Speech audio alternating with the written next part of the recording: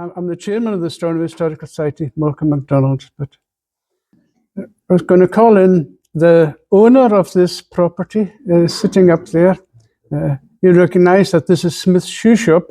Smith's Shoe Shop, as you can see, is on Cromwell Street, but it's the building behind that, behind the walled garden, which is now Haldane Moor. It was reputedly the oldest house in Stornoway, at right angles to the street, and was built, Gail, can you tell me, 1767? 68? Something about that. Yeah, when you were a boy. Now, I was meaning to question DL this morning. It was acquired from the estate of, is it Anne Macaulay Jameson? That's right. Yeah. Oh, that's good. That's not so bad. And in 2010, the house was demolished and replaced by the flats with shops on the ground floor. As you can see, the garden frontage.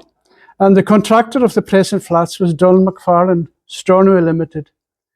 So Smith's Shoe Shop started on North Beach, and they had a fire insurance claim and moved here.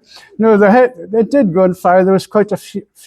There was a lot of fires on Point Street, as Violet will remember. And but they moved to Smith's Shoe Shop and sadly missed, if you wanted Wranglers, shoes, etc., Grensons, Arnish boots, they could be supplied. And at one time you had a contract with Arnish, was it 11,000 hard hats a day? No. It was something like that anyway. So sadly, Smith's Shoe Shop is no more, but it's left its name behind in many respects. We now move on to the Caledonian Hotel. You can see the frontage here. This comes from a postcard, and you can see, well, I don't know how many, 30 people swimming in the seas in front of it. I think this is a joke postcard because they'd be dashed against the wall. But it does give a great view of the frontage of the Caledonian Hotel. Number 4 is to the left, and that's where, in the early 50s anyway, old Doyle, who was the piper, and his son's Angus Boxer Doyle, and Dodds Doyle, the famous piper from the Seaforth Highlanders, lived there.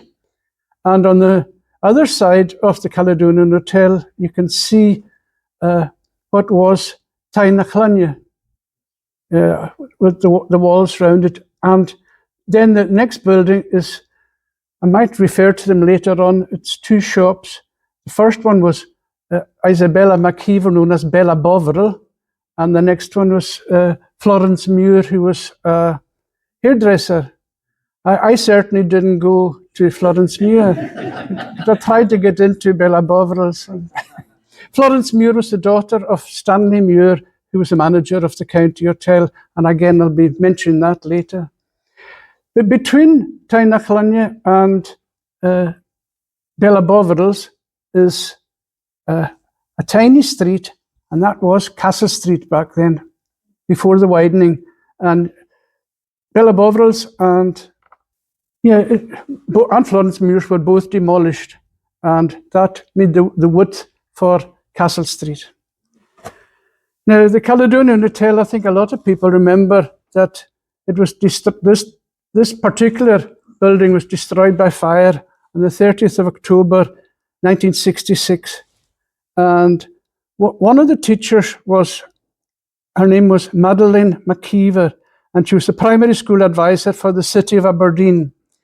And she and her 3 Aberdeen teacher colleagues were Jean Gordon, Jessie Gordon, and Gladys Bruce. And it was a sudden lunchtime fire when they were up on holiday. In fact, they had been to Martin's Memorial Church that morning and were changing in the upstairs rooms when the fire broke out and they were trapped. Now, they were just changing to go for lunch up to Colin McKeever's at Claremont on Madison Road, because Colin was Madeleine's nephew. A 20-year-old waitress, Joan McSween, was the 5th victim in the tragedy, and she had a twin sister at home, left mourning. A plaque can be found in the foyer of Aberdeen College dedicated to the tragedy, so it didn't just affect Stornoway. Now, Madeleine's father was Colin John McKeever and his mother Mary Nee Crichton, and he had left the Nicholson Institute for the mainland, and their son Norman, who was born in Stornoway, was killed in action with the RAF in the Second World War. And the current featureless Caledonian Hotel was built on the site 2 years later with 10 bedrooms and a manager's flat. We might be able to cover that later on. Now, moving on here,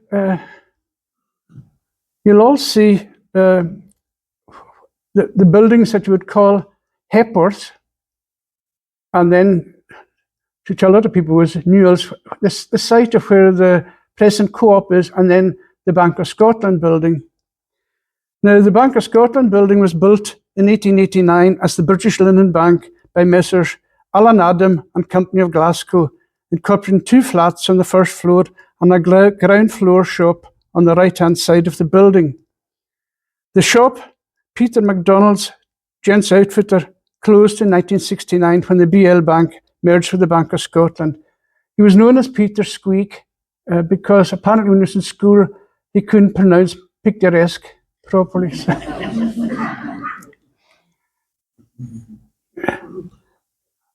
So the premises were enlarged. Substantial internal refurbishments took place in the late 80s, early 90s, and in the spring of 2010, further external works were undertaken, incorporating the upstairs flats, which became offices. The shop, known as, it just says Hepworth there, it was, the actual title was Giant W. Hepworth Limited, and it famous Leeds-based tailors. And the branch was opened in 1935 with a manager called Robert D. Grassi, or Bob Grassi, and well remembered by people who played bridge and went to the YM. He was the convener for the goodie shop, if I remember right. Can you verify that, Dale? Yeah.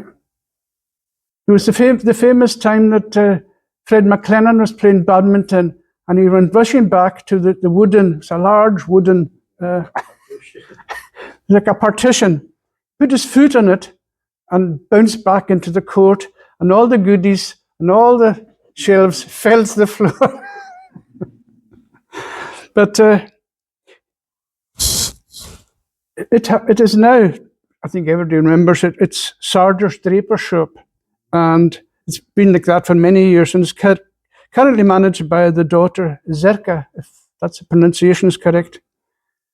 And before Hepworth's building, it was number 53, and was the entrance to, well, you can see there's a little white archway.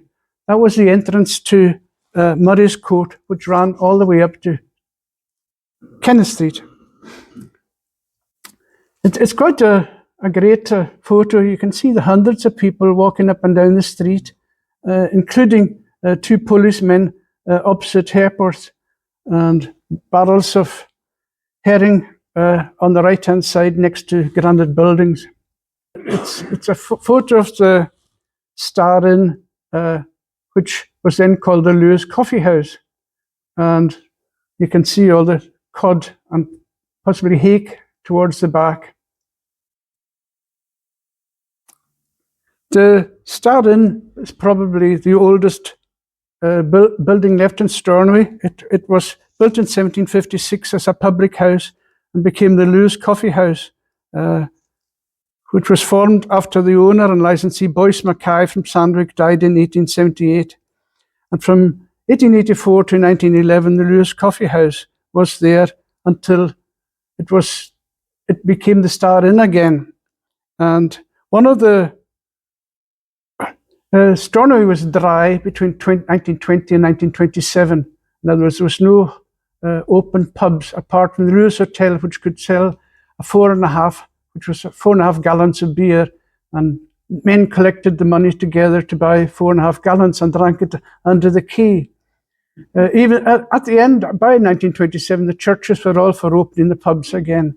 And so Alexander Munro, a former policeman who had run a pub in London, obtained the license, and his granddaughter Bella Main was with him, and the Main family carried on the hotel until 1958. Now, Alexander Munro was quite unusual in the fact that he had an Olympic gold medal.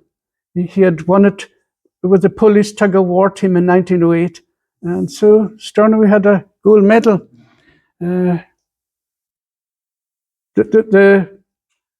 I had mentioned Florence Muir's and Bella Bovrill's shops.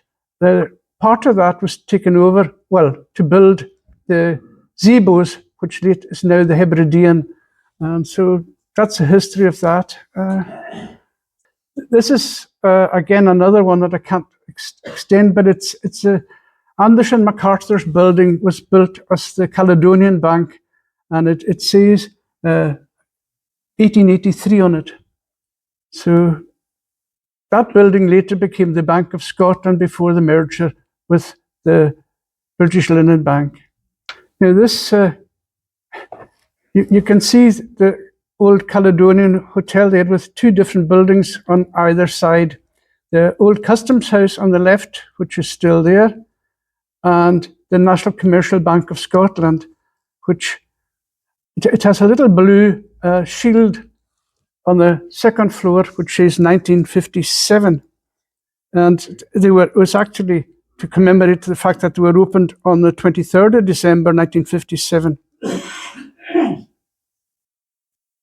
I'll cover the National Commercial Bank further on in my talk, because I don't want to duplicate things.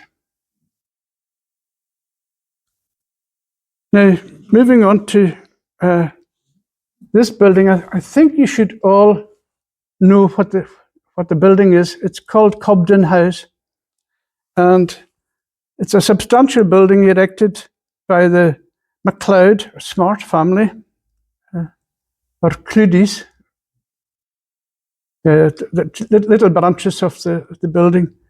And it's got an ornate facade featuring cherubs, and it's of a Scandinavian or Dutch, sorry, not Scandinavian, a Dutch frontage, as you can see. Cobden House is also accompanied by Gladstone House, which is at the back and on Church Street. Both houses were named after prominent Liberal politicians of the time. In 1905, George Morrison, who had been a farmer in Manitoba, moved with his wife Mary, nee Macdonald, to Stornoway and opened a shop at 59 Cromwell Street. By 1930, they had moved from 30 Scotland Street to live upstairs in Cobden House. And the merchant shop became D.D. Morrison and Company when it changed to a radio dealer shop on the death of the father on the 29th December 1948. Donald Duncan, or D.D., was known as Hilton and was a renowned athlete and footballer with Stornoway Rovers. His two brothers were radio officers in the Merchant Navy. Neil, known as Llewellyn, or Fluellen, if my Welsh is good enough, was a prisoner of war in the Second World War after a ship was sunk by a German raider. But Jack and Audie were born in Canada, and three older sisters, Katie Ann, Maggie, and Jeannie. The Historical Society is a book of recipes compiled by Jenny, who died of heart trouble in 1920 when only just short of her 22nd birthday. Now, Hilton died tragically on the 10th of June 1956 in the shop, and his stepson James ran the shop until it closed at the end of the 21st century. At the end of the, sorry, I've got 21st century, it should be the 20th century. It then became Jerry Blaine's music shop and a delicatessen thereafter, and the shop has recently opened as Isle Inspire. Not many people know that, but thanks to membership secretary who's working there at present. I do know the name. The shop on the corner was a draper shop in 1930 run by Donald McLennan. And in 1934, Lipton's grocery store opened in Stornoway. This was the start of what is now Tesco in Stornoway. In other words, through various names, Presto, Safeway, Morrison's, Tesco, etc. Pat McFarlane had Aberdeen jewellery, bookshop, pottery, as well as his own jewellery, and thereafter it is now Aberdeen jewellery. So that's Cobden House with its ornate facade. Welcome. I don't know if it's really interesting to you, but my old man was born in Cobden House. Oh, thanks for that, John. Yeah. So my information wasn't all tosh. Thanks, John. Moving on to Violet has asked me specifically to cover Point Street, so I thought I'd give her the Criterion Bar. Hopefully, if this is a success, next year we'll cover other buildings. So just, yeah. Like number 7, were you born number 7? Yeah. And that was this house where Thomas MacLeod, the Arctic explorer, was brought up in. So, yeah, and there's a blue plaque outside. Yes. For you, was it, Violet? Anyway, the Criterion Bar. In 1885, Simon McKenzie ran a grocery shop, and he and his family lived in the upper floor. As you can see, there's an upper part which was a bar briefly. And Simon Mina and his family emigrated to Australia pre-First World War. Their son Hector was killed with the Australians in the First World War, aged 30. By 1930, John Macdonald, known as John the Factory, had a confectionery and cafe shop with Mrs. Mary Wilson and her 2 daughters living in the flat above. She had a restaurant at number 21 Point Street and was a widow after the Isler disaster, and was believed to be the first single woman in the town to have a car, and she went on to have a hat shop on Cromwell Street. John the Factory had a lemonade factory in Percival Square. We'll cover that later. And Bella Bovril McKeever was serving the shop, and that's probably how she got her name, serving Bovril as well as tea and coffee. And the Criterion Bar as a licensed premises opened in 1937 and is strongly associated with the formation of the Sea Angling Club pre-1962 when it opened. That's where all the sea anglers went and discussed their catches and how they would set up a club. And of course, they had an office in the old fish mart as well. Donny Chisholm was the licensee then and made several poems about the Sea Angling Club. Other notable licensees, I can't go through them all, Jock and Chrissy Stewart from Westview Terrace and Effie MacLeod, ex-Crown Hotel. And the Brewers took it over, I think it was about 1960 or 59, and Effie MacLeod of the Crown Hotel ran it as well as the Crown, and it's now run by Elsie Anderson and her staff, and it's probably one of the last traditional pubs in Stornoway.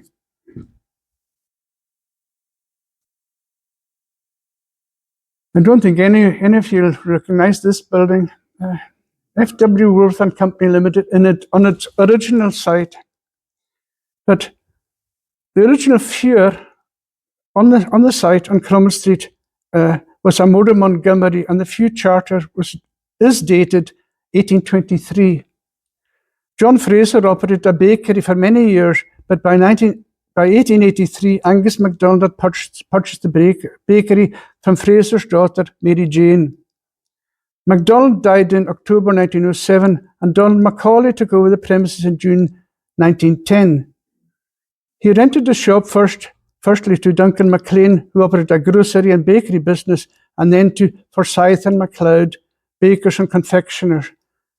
I think you remember Forsyths, who ran, Forsyth MacLeod ran Hugh Matheson's. So it's a name that really the older people will remember. and it was finally sold to F.W. Woolworths and Company Limited in 1935. And the sixpenny store, founded in the USA by Frank Winfield Woolworth, was then based nationally in Liverpool, and it remained at number 21, which you see here, until they vacated next door, and Furniture and Interior World Limited moved into premises in 2001. In 2012, Argo set up a shop to continue trade there.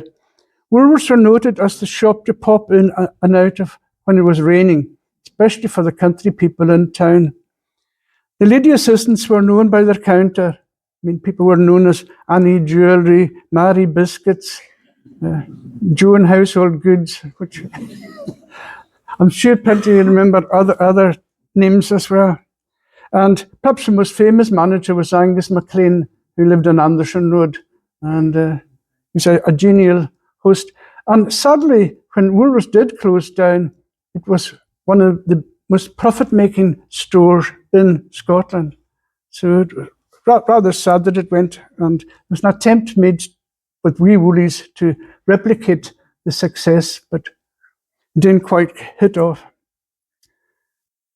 As you can see, there was 4 swing doors, and the one that's hidden by the lorry, apparently King Cole went through the glass there one Saturday, was repaired, and went through the same pane the following Saturday. King Cole being a notorious character around town. Moving on to, you can see the building which is still there, the Royal Bank of Scotland. And it's built in 1868 as the National Bank of Scotland. And the small, narrow lane, which we call Bank Street now, was named Cross Lane there. And it was the suggestion of Sir James Madison to change the name to Bank Street, because you were meeting the Bank of Scotland at the other end. So there's 2 banks in the little lane. The Royal Bank had substantial renovations on the premises in 1963 from March 63 to June 64. And it had the first cash line in Stornoway in 1969. Hard to believe it's nearly 50 years since we had a cash line. Further reconstruction took place in 1907 with the Bank House, which was moving on to Point Street, was taken in, and it's now offices. And in 1998, a further internal redevelopment was finalised. Further along on the left-hand side, you can see Mac's Imperial Bar, which is now the Clachan, and hopefully I might cover this in more detail at the next meeting, because you can see Ian Macaulay, the current owner of events, is sitting close to me.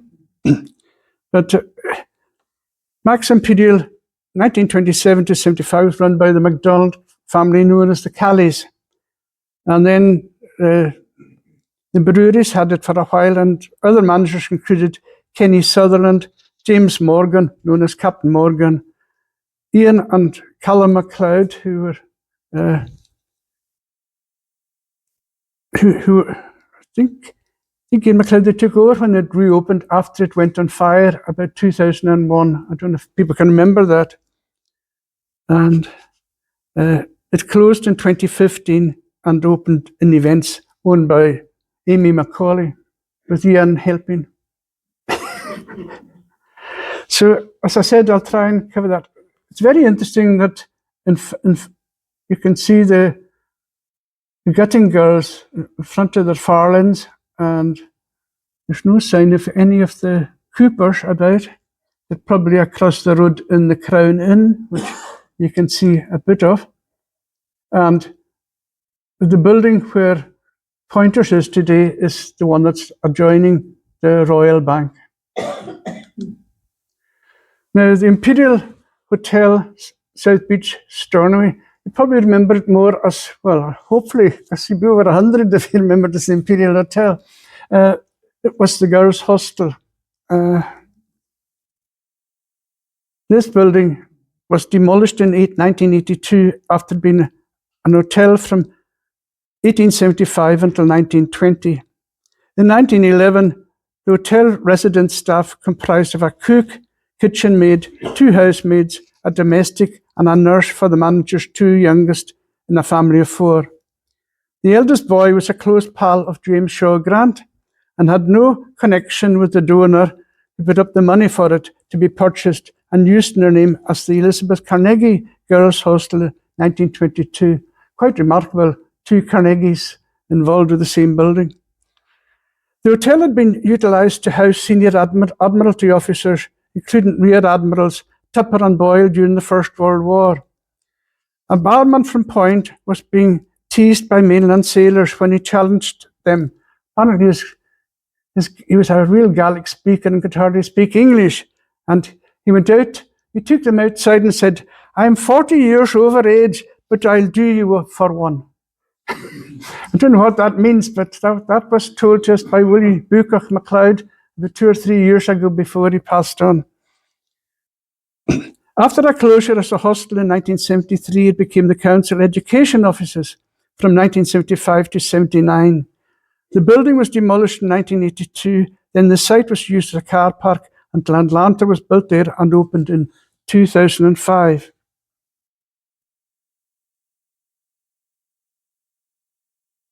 Now, I'm not sure if you can recognise this building, but once I tell you what it is, you certainly will. It's got Lewis Bakery and Provision Stores, and it was owned by Hugh Mallesons then. It's now McNeil's Bar.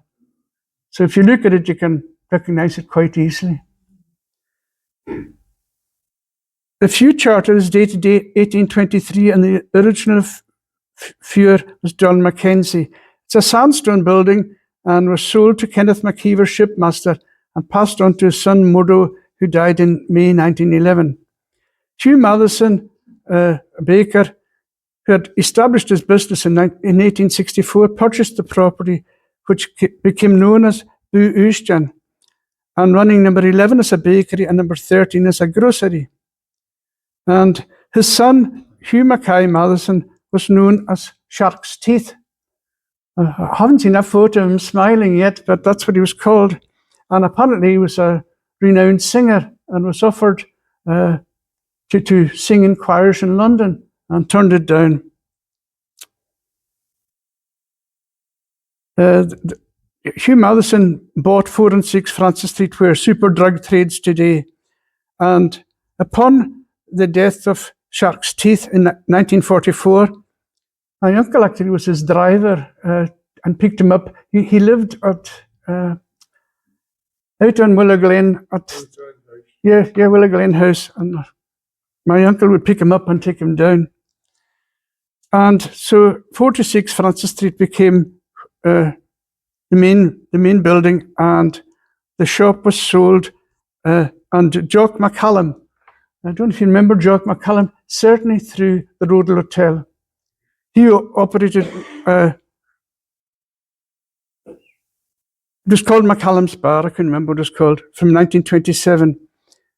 And then the bar has changed name several times. After a spell as the Club Bar, it changed to the Neptune Bar in 1960 when the Brewers took over, and from the 80s, Cromwell's, and then O'Neill's, and finally McNeil's. And it was substantially renovated externally in 2009 when the Lewis Bakery and Provision Store sign became apparent to people walking by. Famous publicans, the Chapmans, Ivor and Dulac Chapman, Jack Beaton, Bill O'Donnell, Liz Nielsen, 2006 to 21, and the current one from 2021, Andy Day.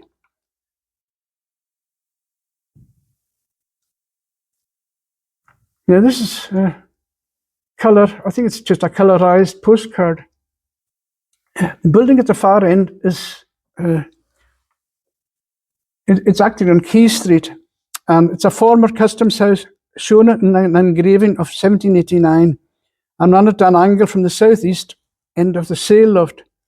This building was reconstructed in around 1822 as a merchant's fish curer's house with gently bowed 3 light mullioned windows with lugged sills. I took that out of a book. I didn't make it up. It operates a fish curing premises under the same ownership until the 1890s. This owner was Alexander McKenzie of Point Street, who died on the 14th June 1894, aged 60. Then Donald Macdonald from Garabust ran this establishment from 1914 as an hotel with a restaurant. It only had an occasional license when there was a wedding on. I don't know if many of you here were at a wedding. I certainly was at one anyway. The hotel part closed in 1936, but the restaurant remained open until 1959 and was popular for small weddings and functions. Donald Macdonald from Garabust had served in the Second Boer War and served with Adjutant General Douglas Haig in the Cavalry Division. So I'm cutting the story a bit short. He was quite an interesting character, and he died in 1946. And the hotel was run by Ernest Morrison with his sister Myra Greenhill. By 1951, an A.D. MacLeod took over as the restaurant keeper. A funny feeling that might be a leg down the slip, but I might be wrong. It has happened before. And then the restaurant keeper in 1953 was Jessie Matheson, and she ran the restaurant until 1959, and the commercial was taken over by Matheson Macmillan, the Crown Hotel, and used as an overspill hotel for their main establishment. And the hotel ceased to be used in the late 70s, and the ground floor was used by the Stornoway Fishermen's Co-op when it was established. And it's been converted by the Highland Buildings Preservation Trust into flats. It was a 1.7 million project that came to conclusion in August 2005 when the commercial hotel and sail loft converted into residential flats. You can see the colours, you can see the Lewis Hotel, the 3-storey building there, and I'll be covering that later on. Another view of North Beach. Tried to get James Mackenzie's and Murray McLean's in. James Mackenzie's, this is the second facade it had. The original viewer on this site was William Morrison, who was a merchant and a descendant of the Bereaves, who was granted in this favour by Lord Viscount Fortrose in 1786. He also had the site currently occupied by the Bank of Scotland and leased it to Lord Fortrose in their formative years. James Mackenzie and Son, a business known familiarly as Buhamish, or Buhamish Cullen, which some people refer to it, was established on the site in 1830. And the founder, James Mackenzie, and his son William, traded successfully through the 19th century and were agents for the City of Glasgow Bank in the 1860s. The City of Glasgow Bank collapsed and people lost their money, but not with James Mackenzie, who paid back all the Stornoway or Lewis people who had money in their bank. He paid them all back. So he must have been doing well, and I think this trust showed that he was honest Bushamus and people used his premises regularly. But there was a disaster in 1903 when the embryo Stornoway Fire Brigade could do little to save the shop. And so the shop you're seeing here on the right of the picture was built. And it was constructed selling all sorts of good. I think people can remember fencing materials and things like that at the front of the door. After 1972, the shop was run for a time by the William Mackenzie Trust, and the trust continued to operate following the sale of the premises to Nasser Brothers, who had previously traded on both sides of Church Street, 8 to 10 and 9 to 11. And they opened at number 23 in the late 80s and traded as James Mackenzie's until the summer of 1998, selling a huge variety of goods. Woolworths then moved from next door as tenants in 2001 so that they could increase their floor space by operating on 2 floors. In late 2008, it was announced that Woolworths branches throughout the country were to close as a result of substantial losses. And like James McKenzie's before them, a much-loved shop closed its doors. Now, Motor McLean, which is next door, the feud charter is 1828, and it was built by John Lobban, who was described in the 1841 census as an architect. And he had his home there, and he built Lodgeford Throws in 1822 and partially rebuilt St. Columba's Old Parish Church in 1831. The premises were bought by Kenneth McKenzie in the 1850s. Originally from Oog and as known as Kenneth, California, he had amassed a considerable sum of money in the gold rush. He invested his money in property and fishing, owning boats and operating a fish curing business throughout the island. He had businesses, Point, Tulsa, Oog, you name it. And his brother Donald, California, became the first provost of Stornoway and served from 1892 to 97. Motor McLean, of course, had been a fish curer to start with. And if you were in the old building in the second floor, there was a large beam of wood which said Motor McLean Fish Curer was hanging there at the very end. I think it's still with the family. Going back to North Beach again, you can see the Lewis Hotel. And the Lewis Hotel, up on the 3rd floor, between windows 2 and 3, there is there's figures which say 1829. I tend to think it might be 1827, but I think it's one of the two anyway.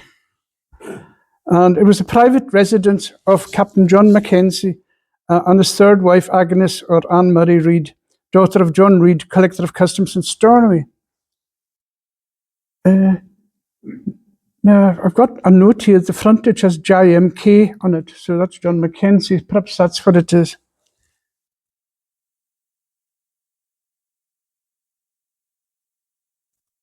In 1829, the building would have been the biggest house in the town, and almost certainly at that time, with Carn House, the only other notable private dwelling then in existence. McKenzie, also known as the Captain Ban, died in August 1830, aged 67, leaving his house to his wife. And he had been involved with the siege of Gibraltar, if I remember right. I haven't got that noted down. And it only became an hotel in around 1833 and seems to have remained in the family for at least 2 generations, including Aeneas Mackay Mackenzie, who ran the patent slip on Shell Street, or just on the junction. Well, you could say where Tesco is today, and it ran on big rails down there, blocking the whole of Shell Street away from Newton. You had to go round the actual slipway to get to Newton. Yeah, Aeneas Mackay Mackenzie was known as the Balloch Moor, and he was the son of Daniel Lewis Mackenzie, brother of the Tsar. I don't know if you know the story of the Tsar, that was royalty called him the Tsar after meeting him at the castle. That was one of the princes, a son of Queen Victoria. It takes too long to tell that story. Yeah, the hotel was bought in 1946 by the Woods, and in 1946 the LML Davidson family bought the Lewis Hotel, and they also operated the County Hotel. The Lewis was run by Kenneth Macdonald and his wife, known as Mrs. Mac, and their daughter Sandra, Mrs. Mac's daughter Sandra married Ian Macmillan, the dentist's son. I think you might remember them. And in 1967, Sid Kirkness and his wife took over the management, and his wife Ina was a Davidson and sister of Ian Davidson, who had run the County Hotel.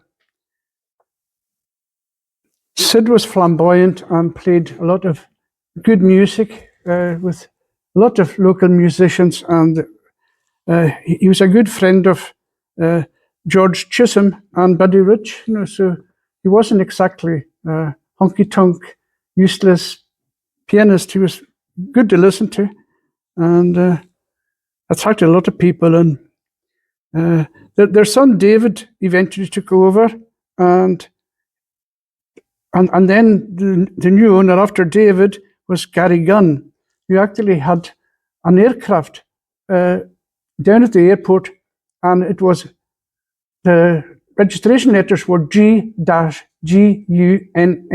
So he was the only person in Britain to have an aircraft with his name on it, G Gunn. And funnily enough, David Kirkness and Gary Gunn died out in South Africa, so a rather unique change. And then Kenny Sutherland and his family ran the hotel for many, many years, and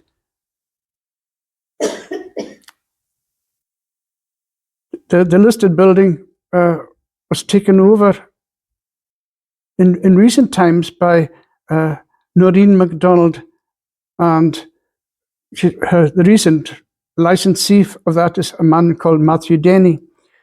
There's so many facets to the Lewis Hotel, including when they were renovating it, they found there were stables at the back and things like that. I could spend a whole night just on the Lewis Hotel itself.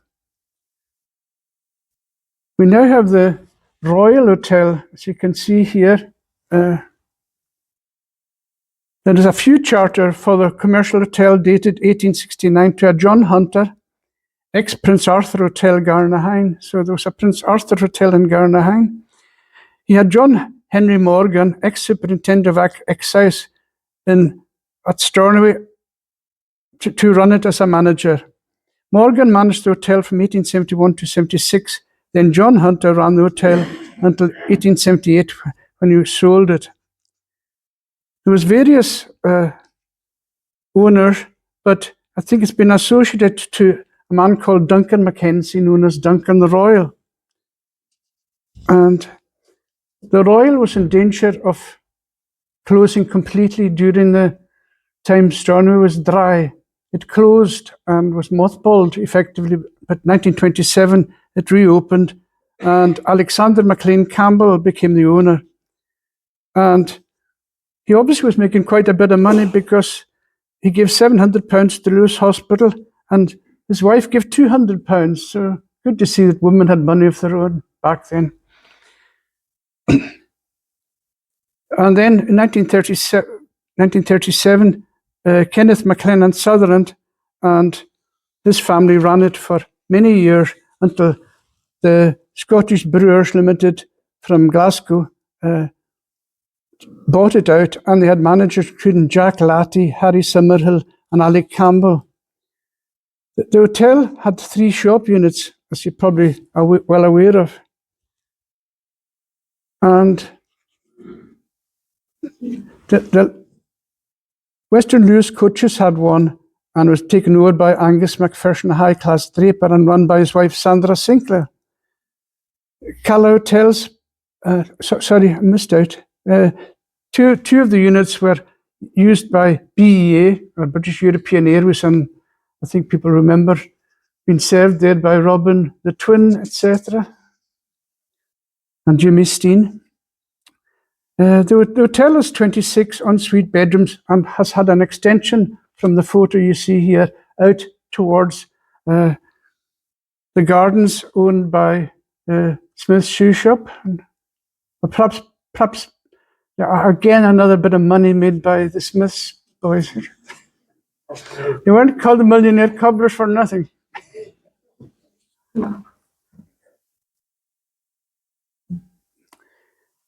Now, I don't know if you recognize this, the Fisherman's Recreation Room with a minister up on the top there, surrounded by 2 women.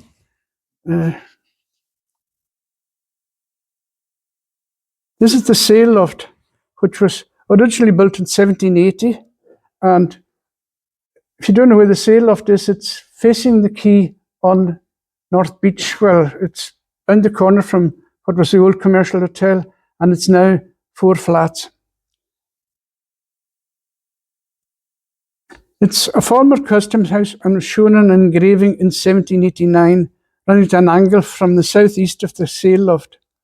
There are 6 round attic windows, as you can see 3 of them there, 2 gabled loft entrances, 4 stairs, which gave the building character. And then there was a large first floor space which was used as a meeting hall and then became the sail loft, where sails were made and repaired. After the maritime use discontinued, the building was used by Baines as the Calor gas store, and the premises, as I said, were converted into residential premises. Thereafter were flats.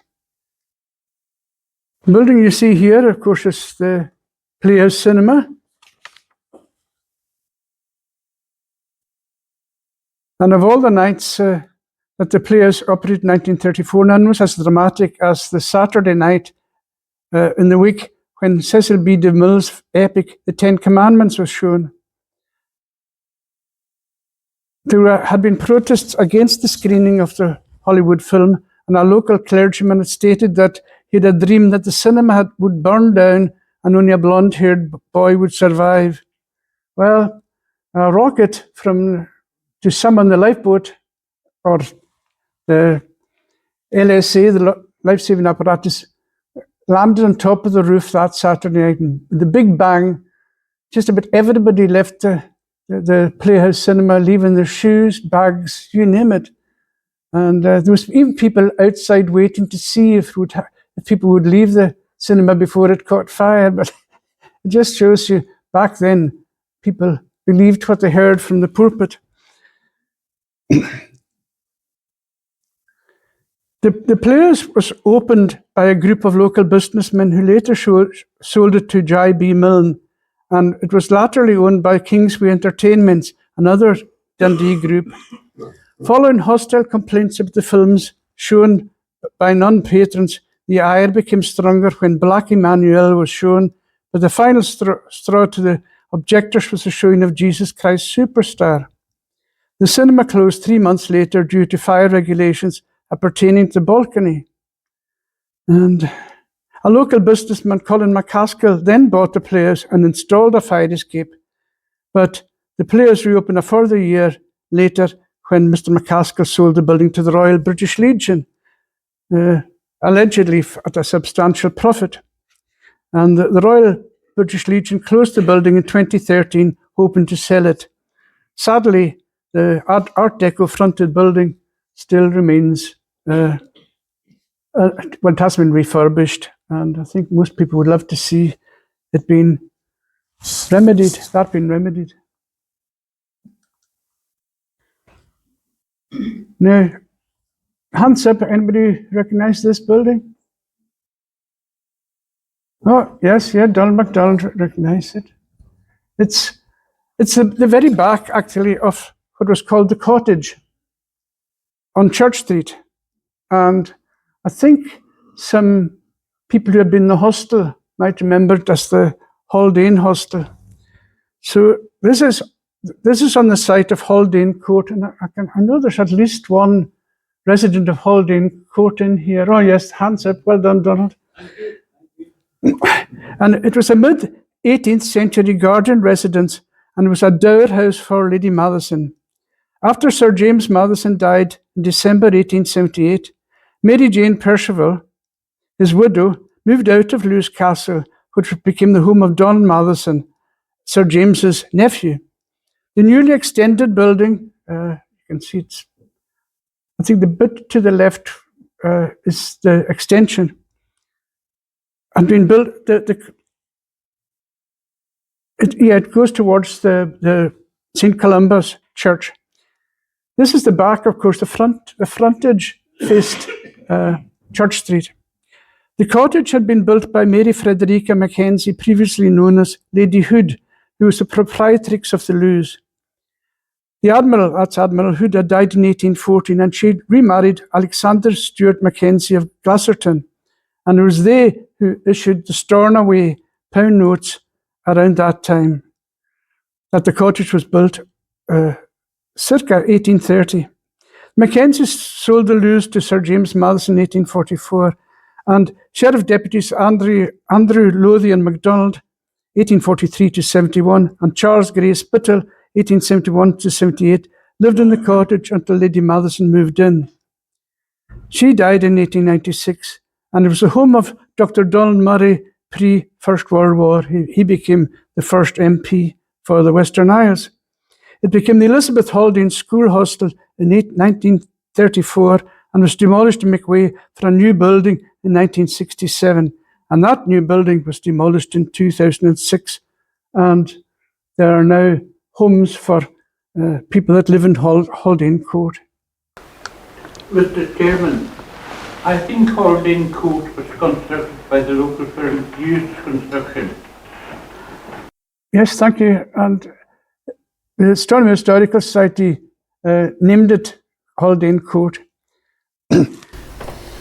Yes, right in Stornoway with it. Now, this is a building which is covered in scaffolding at the moment, and it's called, you can see in the front, it's Waverley Buildings, and it's got W.G. Russell Warehouse, etc. Matthew Russell Sr. founded a business emporium in 1852 on this site and had the present building constructive poured concrete built in 1881. Apparently the original building, which was quite high, the foundations were causing to crack and became a danger. The Few Charter was dated before that. The two busts that adorn the top of the building and gave it the name Waverley are of the writer Sir Walter Scott and of the National Bard Robert Burns. The building suffered wall damage due to intense heat when the original town hall burned down in March 1918. Matthew's sons, William Albert and Matthew Jr., carried on the business trading as William G. Russell and Son, but following William's death in 1935, the business closed. Montague Burton Limited, the Leeds-based tailors, opened a shop on the South Beach ground floor side in 1935. Kenneth D. Bain opened a shop on the Cromwell Street side selling radios and motorcycles. In the early 50s, Messrs. McKeever and Dart took over from Bain and traded there until 1959, when they used the premises as a workshop while trading from the townhouse building. When Burton closed down, Donald Campbell, or Johnny Buckie, the bookmaker, commenced this building on the corner. And Neil Mackay, the builder, had briefly opened a tea room, but it soon became Sandwich Bay Candles, where it remains in business today, run by Megan Macdonald. I managed to get a bit bigger there. It wasn't going big for me. As you can see the busts up on the top on either side, and the central part where looks like a woman standing underneath. That certainly has changed quite a lot, and part of it's been taken down for safety. Well, I've come to the end of this lecture. It's coming up to 8 o'clock. I'm just wondering, have you any questions that you wish to make or queries?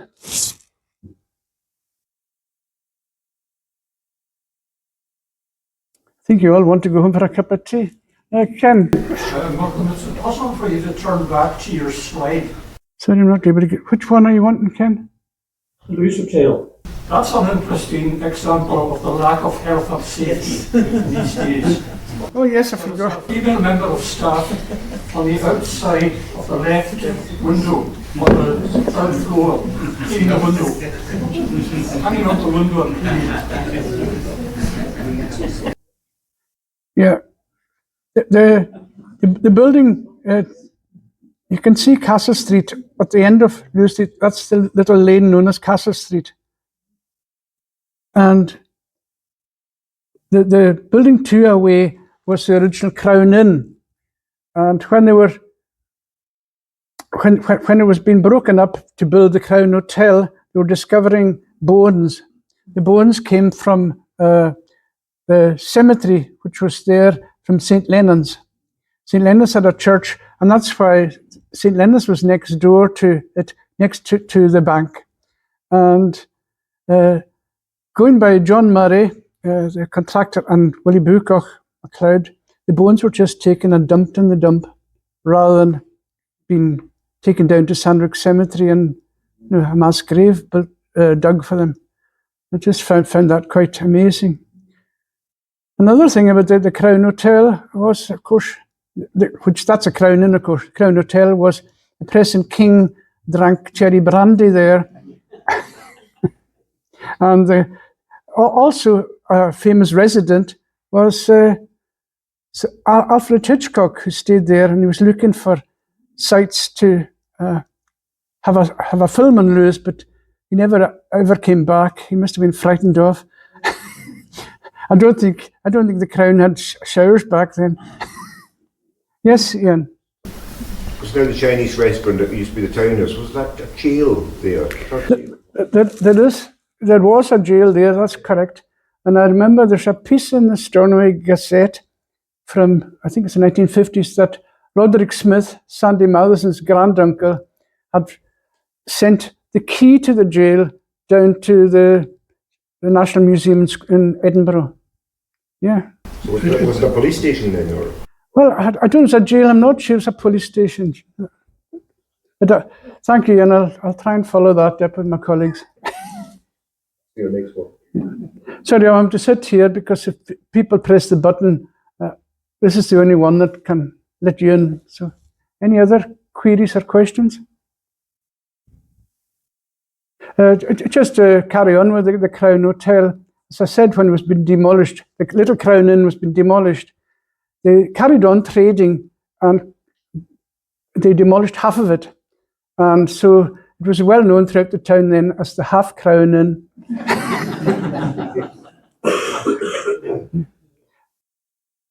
Yes, Donald? In the archives of the Society, is there a photograph or illustration of the previous occupant of Haldane Court before I moved there, of the hostel, the girls' hostel that was there? Have you anything in the archives? Well, that is the back of it, but yeah, I'm not sure if we could have one at the front. I'm seeing the archivist shaking his head. But all I can remember is that one of the first residents was a young boy called Malcolm Moder MacLeod, known as Eno, from Carloway.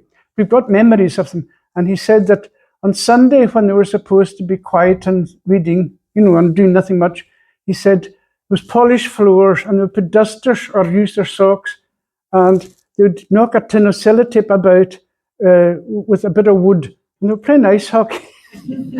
So there's memories like that still abound, and we're trying to collect things like that. Yeah, at the back, if you could. On quite a few of your photographs of Percival Square, obviously it was quite wooded at the time, but there seemed to be some red buildings, well, red roof buildings there. What were they originally? Do you mean the trees? No, in the trees, when you're looking back down Moore Street, there are like red corrugated buildings with a white. The old YM. Oh yeah, that's the old YMCA. It was there from 1915 until the end of the Second World War, where they moved out to Bayhead Embankment. Yeah, and in the square itself, the building that's there, it was built as a post office, and that lasted until 1908 when the post office, which is closing now, was built on Francis Street. It's now the Stornoway Trust offices. Yeah. Well, if there's no further questions. Oh, Ian, here you are. Yeah. You mentioned the town was dry for a period. What caused that? Or was that a Scottish thing, or what caused it? Or yeah, it was a local thing, but it was happening quite a lot throughout Scotland. It happened in America, Prohibition, and so in 1920 there was movements afoot by a lot of businessmen and the churches to close down the pubs, and what was called veto polls took place, and in 1920 the veto poll was a success for the those who wanted to close down the pubs, and that included John Ori Anderson, who had been the provost and was a notable man, and he wanted them down. Roderick Smith, Sandy's granduncle, was another strongly, he wanted to be dealing in drugs and not in drink, as it were. And on the other side, there was originally Aeneas Mackay McKenzie, who had the Lewis Hotel, obviously a vested interest, and Anderson was a liberal and Mackenzie was a conservative, and they were at loggerheads with each other at everything. So, but it carried on, and then in 1920s, the Lewis Hotel is still up there. It was the only premises you could buy drink legally, but you had to buy 4.5 gallons of beer, and so people just put together, and 30 or 40 people would. I'll get back to you in a second, Kenneth. They put money together and drank under the pier. And then there was another veto poll in 1923, and the majority declined. And then in 1927, there was so much drinking in the street, and it was even the churches said, better the devil having the people in the pubs and not on the streets, and they voted that way. Kenneth. I was just going to say, dry areas were all over the UK. Yeah, and can you press your button? Yeah. Yeah, that's it. Yeah. Dry areas were actually encouraged by the temperance movement, which began in the mid-19th century and came to a very prominent existence in the 1880s and 1890s. I lived in Glasgow for nearly 40 years, and there was a huge temperance movement. And the problem was that drink, and very often it was gin, which was a cheap drink, was consumed in huge, vast amounts by people in the industries all over the country. Some are very dangerous industries, like, for example, the smelting industries, where you hot iron put in like bricks.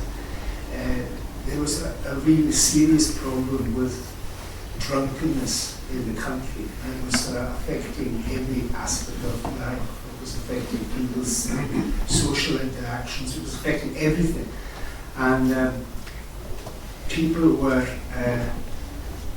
involved in trying to stop this alcoholism, and the churches were part of it, but it was actually also a secular movement as well, because it was involved with it coincided with the rise of the socialist movement and the Labour Party, and all these people wanting to raise the moral standing of the nation, and that's why you got dry areas. And you still have in cities what are designated dry areas. Like, for example, in Glasgow, you might go Knightswood. It's a dry area. You won't find a pub in Knightswood. You won't even find an off-licence. So there was a movement to stop people from, getting drunk, and there was also a movement to try and regulate it, which is what we're talking about. Business people say, well, let's keep going, let's not let them go underground, which was what was happening. So the temperance movement was at the helm of this. And by the 1920s, after the First World War, people were starting to sort of look for recreational means of socialising and enjoying themselves. And the rise came again from pubs. There are still temperance hotels, and there are still people who adhere to temperance, and they won't touch alcohol or even talk about alcohol. The dry areas were caused by a movement to try and prevent catastrophe. Thank you for that, Kenneth. Yes? So, am I doing it right?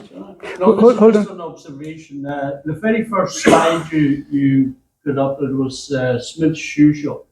And I remember, about 25 odd years ago, buying a very expensive pair of shoes from Smith's. DL gave me a hard sell, and I couldn't resist. And anyway, fast forward a year or two, and I'm standing outside this college in Toronto having a smoke, and this law lecturer, he's there, and he says, "Hey, Jock, I like your shoes. Where'd you get them?" So I told him I got them from Poots.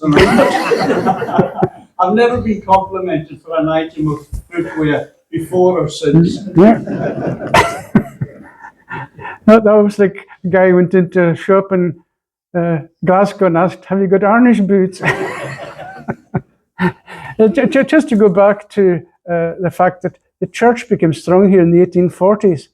But before that, without the church, there was a lot of drinking going on in Stornoway. And if you read a book by the Ettrick Shepherd, in 1803, he said he stayed in an inn by the shore, which I take to be the Star Inn.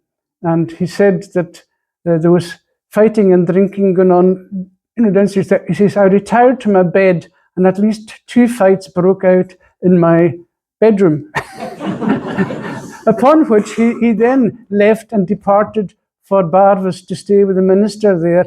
And he mentions that the road then was being built, and it was 10 miles long, and he had to walk a mile over peat to get to the manse in Barvas. So at least we know when the Barvas Road was built.